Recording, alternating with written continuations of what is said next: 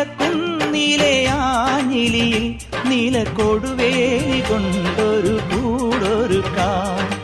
മാനത്തെ മാരിവിൽ ചില്ലയൊന്നിൽ തമ്മിൽ പുണർന്നാടുവാൻ ഞാനൊരു എലിടാം. തിളതിളങ്ങുന്നൊരിളനിലാവിന്റെ കസവും ചൂടിക്കാം. പുഴയിൽ വീഴുന്ന പുലരിമഞ്ഞിന്റെ കുളിരും നേദിക്കാം. മനസ്സിലെ മരതകമണികളിൽ ഉണരും ഒരരിയ മധുരമണിയാ.